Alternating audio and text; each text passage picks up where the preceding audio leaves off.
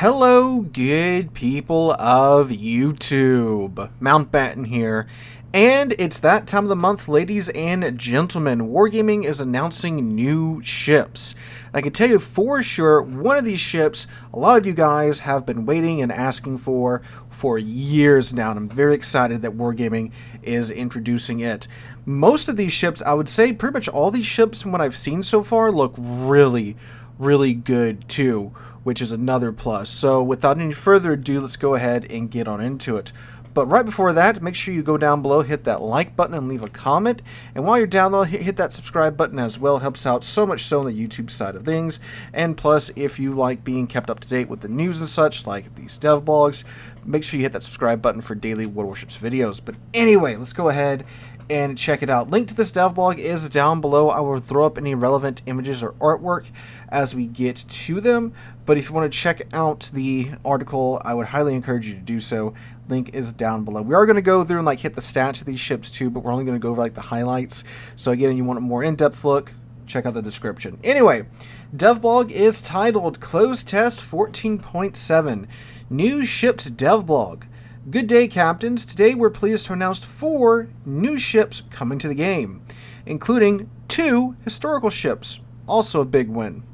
So first up is the Pan-Asian cruiser, the Narai, which will be a Tier 8. A Tiger-class light cruiser, Narai could have been laid down in Great Britain, and after a prolonged construction period, sold to Thailand, which had previously acquired other British warships.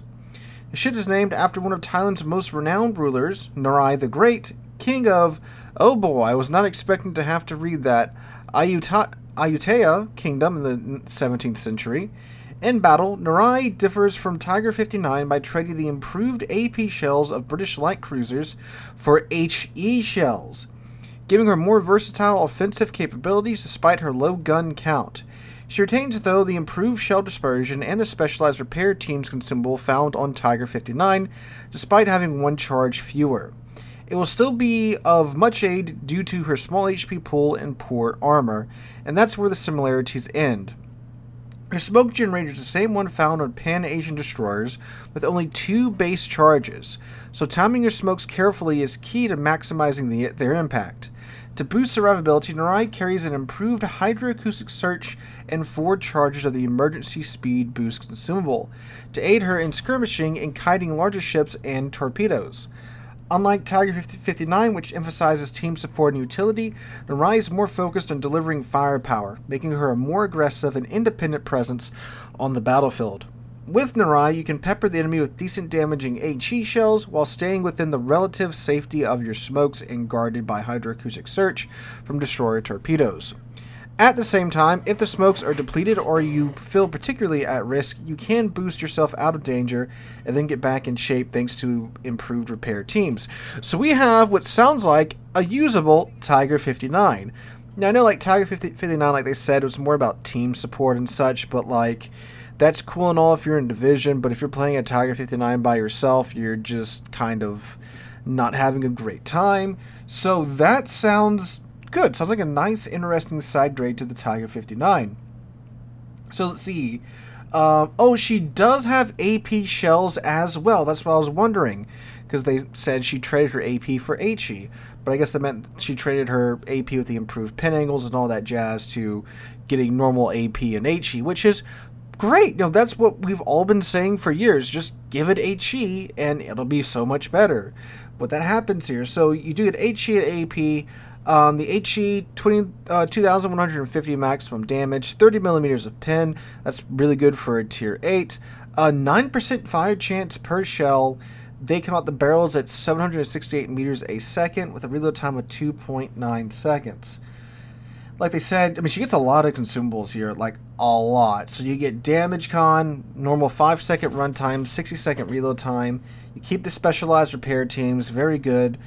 Smoke generator, hydro, choice of hydro or DFAA. Obviously, you'd want to pick hydro, and the emergency engine power. So 4 consumables in addition to damage con. That's pretty dang good. You don't get the radar that you get on the Tiger 59, but I'd happily trade that for, HE and a little bit more usefulness, which seems to be what we're getting out of the Narai. So Narai is definitely a cruiser I will be looking to pick up since, well, it's a better Tiger 59 from what we've seen here so far. So that's cool. Glad they finally got around to doing that, although I would have liked to see them just, buff Tiger 59, but, I mean, hey, this is the next best thing. Alright, next up is the American cruiser, the Bridgeport, which is also a Tier 8. Bridgeport was one of 6 canceled Oregon City-class heavy cruisers, which were intended as improved variants of the basic Baltimore-class design. With the growing threat of air attacks on warships during World War II, the design introduced a more compact superstructure and additional trunking to reduce the number of funnels. Both changes aimed at improving the arcs of fire for anti-aircraft weaponry.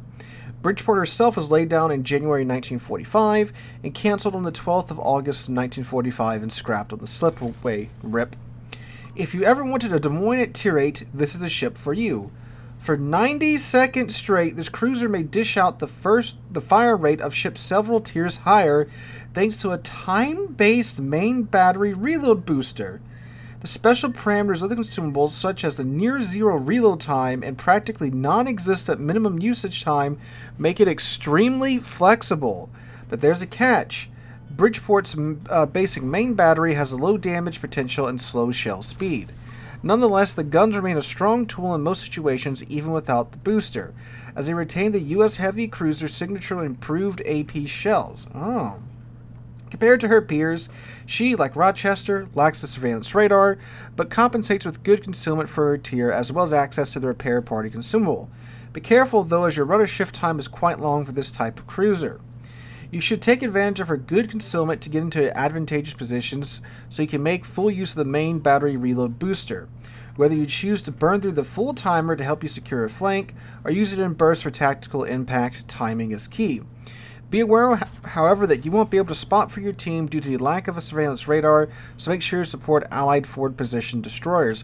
So she has the same mechanic that the new American destroyers have, except it's on her reload booster instead of her smoke. How the new American destroyers, they can use all their smoke at once if they want to.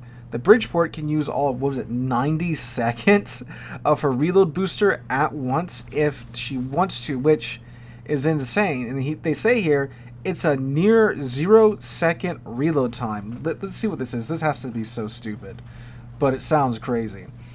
Alright, so the main battery guns, 13-second base reload. They were not kidding. It does take quite a second to reload these guns.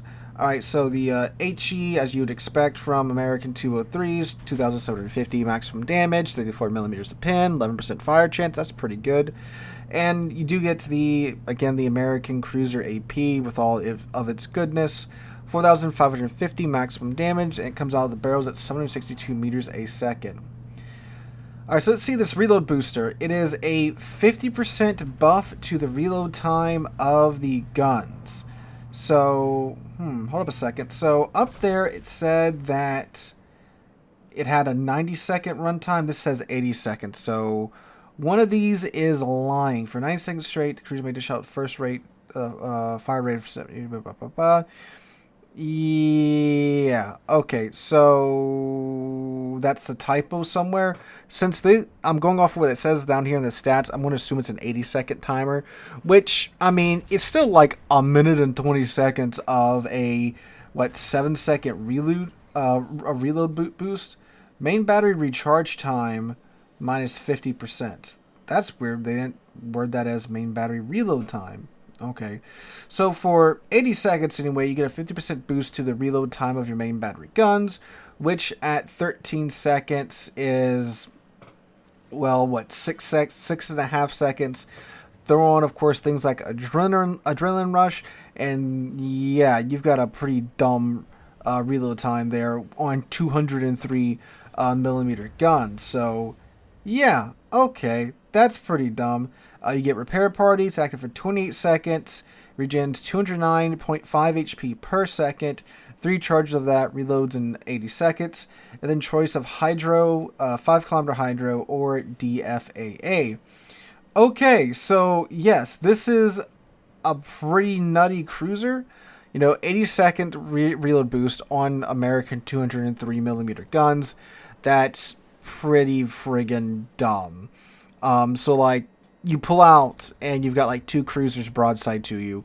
You just absolutely obliterate them with that reload boost just going that entire time. Now, like they do say, once you're out of it, you do have a 13-second reload on, is it just 9 203s, right? Yeah, it's just 9 203s. So, yeah, once you're out of it, you are stuck with a really long reload time for that amount of guns. I mean, they are still the American improved AP shells, right? So you still got that going for you. But yeah, this is a ship I don't think that's going to make it into the live client unchanged. That's going to get changed, I bet, more than a few times. But what's really insane, and what most of you are here for, is our next item. The American battleship, the Indiana, the second of the South Dakota class battleships.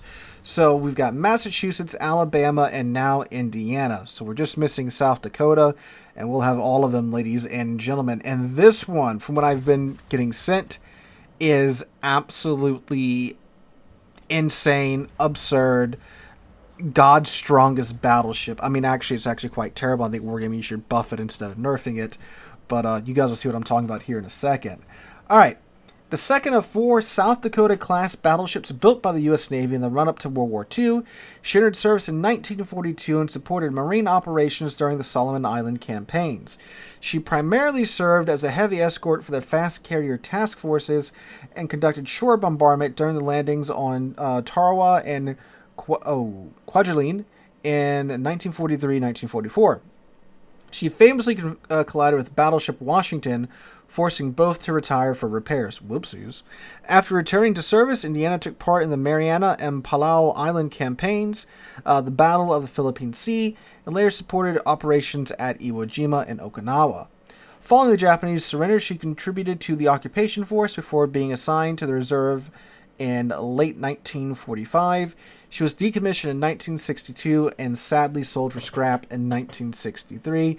So sad indeed. I guess when you're in a landlocked state, though, there's unfortunately not too much you can do about your battleship. Well, no, actually, a little bit of Indiana touches the Great Lakes, so they could have maybe gotten it, but I guess whatever happened, and they did not. In battle, Indiana plays the role of a frontline pusher and brawler, taking advantage of her good agility, made possible by her improved acceleration and impressive torpedo protection system to wade into battle. She's the first U.S. battleship to feature the hydroacoustic surge consumable, making aggressive pushes much safer and more informed. That said, Indiana has a small HP pool for her tier and mediocre speed. That can be negated, though, by the improved damage control party and relatively strong repair party with a comfortable cooldown. Also, compared to her sisters, Indiana has an improved main battery reload time. While her shell ballistics are not that great, with an average accuracy when combined with the spotting aircraft, Indiana can take advantage of elevation to lob shells over islands and surprise enemies who think they are safely in cover. She's a Tier 9, by the way. I think I forgot to mention that. So this is a Tier 9. This is the same class as the Alabama and the Massachusetts, but she's been up-tiered and turbocharged. How much so? Well, take a listen to some of these numbers. So she does get the 49% torpedo damage reduction that you do find on the Alabama. And her main battery guns, they are still the 9 406mm guns. I'm assuming they're still the 45 caliber gun. Yeah, they are. The 45 caliber guns, because the AP velocity is 701 meters a second, which is not so good. But listen to this, boys and girls. She has a 25-second base reload time. 25 seconds base. That is absurd for those 16-inch guns. And she has 1.9 Sigma, which is also absurd for a ship with these guns and that reload. But, yeah, that's a thing of beauty. So from my understanding, she's more of a main battery brawler. Like, you build into the tankiness and you build into the main battery guns as much as possible in a Tier 9. Which, keep in mind, she's a Tier 9, so she can take the reload booster and get that down by another couple of seconds, which is insane. You have like a 23-second base reload time on these 406mm guns with 1.9 Sigma. Yeah. Now she only has a maximum firing range of 18.8 kilometers. Obviously, if you want to, you can take uh, the the range mod for some reason if you want to, but keep in mind as well, you can take the Special American Plotting Room Mod 2 module as well to get your dispersion down a fair bit more. So there's also that. So lots of magical things can happen here with the Indiana. Alright, so the damage con runs for... I'm sorry, I got ahead of myself. Let's... secondary 7 kilometers, 6-second reload time. Doesn't look like it has some Massachusetts secondaries. That's fine with the main battery guns that we're getting here. 27.5 knots. Again, it's a South Dakota class. So like the Alabama and the Massachusetts. Not exactly speed demons. 15.3 second rudder shift time. 15.3 kilometer base detection range as well. Alright, her consumables. The damage con. 30-second runtime. My god. With an 80-second reload time. So keep in mind too, with modules and such, you can get that down even faster and get that running for quite some time too. Repair party, 28-second duration, 60-second reload. That's the frickin' Massachusetts heal. So that is the thing of beauty. Again, you know, with consumables and I'm sorry, not with consumables, with flags and commander skills, you can't get that down even lower. Hydroacoustic search, 5-kilometer hydro, runs for 100 seconds. And you have 4 options in the 4th slot. You can take a fighter, a spotter, or a DFAA. Given that this ship's at tier 9, spotter's probably your best bet just because, well, you're going to be engaging, you know, tier 10 and super ships. So yeah, Indiana, boys and girls, what a way for her to enter in the game. If she gets in the game unmolested, this is going to be, man, the South Dakotas will be 3 for 3 with having excellent ships. So that is awesome in my humble opinion. So that's excellent. I can't wait for this thing to come out. I don't know what this is going to be for. This maybe Dockyard? This is giving me Dockyard vibes maybe. If not, maybe Steel. One of the two. But I'm thinking Dockyard. Given the recent trend of Dockyard ships being slightly different tech line or premium ships. So maybe. We'll see what happens. But either way, I'm getting it. However, I have to acquire it. But we're not done yet, boys and girls. They throw us a real loop-de-loop here at the end with the British aircraft carrier Ocean. They stop naming things incomparable, invincible, irresistible, and they go with Ocean. Alright, British people, alright. You don't have air conditioning, so you die when it gets to be 82 degrees Fahrenheit, and you name your carrier Ocean. Alright, so one of the British Colossus-class light fleet carriers, Ocean was laid down in November of 1942 and entered the Royal Navy on the 8th of August 1945. Too late to see service in World War II, she navigated the seas as the Cold War started to unfold. Ocean served as a test bed for new carrier-based aircraft, including the Sea Hornet, as well as the last carrier operations of the venerable Fairey Swordfish. I just called them Swordfish, never used the manufacturer's name.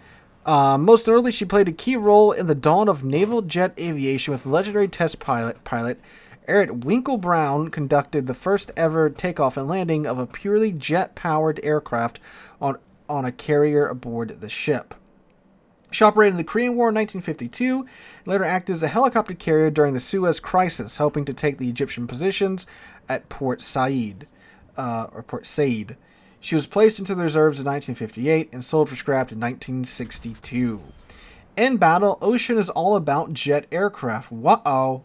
Allowing for rapid response to developing situations with her air groups. Her rocket and level bomber groups will be tactical squadrons, providing great speed for surgical strikes. They, however, have mediocre HP pools and their payloads are rather small, making every use a careful consideration. Still, quick strikes with these jets will help you turn the tide of any engagement. Additionally, her tactical aircraft will have access to the smoke curtain generator ability, similar to that found on the alternative American carriers and Shinano.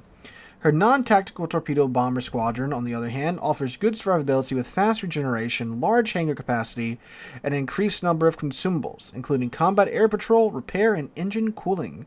Combine this with a good torpedo damage and slightly tighter aiming reticle, and you have a reliable ace up your sleeve.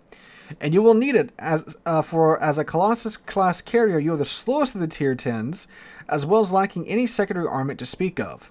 So careful positioning and support play will be key to survival. The high speed of her jet aircraft gives you more opportunities to deploy smoke offensively to shield teammates while hunting the enemy with your torpedo bomber squadrons. Okay. So 2 tactical squadrons, so 2/3 of your planes are tactical squadrons, which means that it doesn't matter if you lose all of the planes or not, you get that entire flight back when the squadron comes off a cooldown, which, let's see, so her tactical aircraft, the attack aircraft, what's the regen time? 160 seconds. Okay. That's a couple of minutes. Like, literally, it's a couple of minutes and change. So, alright, that's a minute. Tactical dive bombers, 180 seconds. Oof, even longer. Now, of course, again, there's modules and commander skills to speed this up. But our torpedo bombers, they regen in, what's the restoration time? 71 seconds, not bad. So again, with commander skills, you can probably get that down to a minute or just under a minute. So, okay. And you get 4 aircraft in attacking flight for the torpedoes, 12 aircraft per squadron, and 24 of them on the deck. So yeah, I mean, obviously you're going to be using those most of the time, and then, calling in your tactical squadrons when you see a target of opportunity. So yeah, now it is a Colossus too, so it's a very squishy ship. 19mm plating, 54,000 hit points. A lot of tier 10 battleships can one-shot this thing. And keep in mind too, this has to go up against super ships, so like a main could sneeze on this and delete it without breaking a sweat. So there's that. But, it's a real still historical ship, so it's always nice seeing those make their way into the game. Alright guys, so those are the new ships that were going to be announced today. Let me know what you guys are excited for. I am hyped over the moon for the Indiana and for the Narai. The Bridgeport seems pretty interesting, but again, I'll be surprised if that makes it into the game as is. Ocean, neat that a historical ship is coming to the game. It's going to be really weird seeing a Colossus as a tier 10 though, so yeah, not too sure about that. But again, hyped up to no end for the Indiana. That is the one I'm definitely most interested in seeing come out. So let me know what you guys think in the comments down below. Which ships are you excited for? Which ships are you disappointed in? All that and more. Hope you guys have a wonderful Thursday, wonderful rest of your week. Hope to catch you guys in the next one.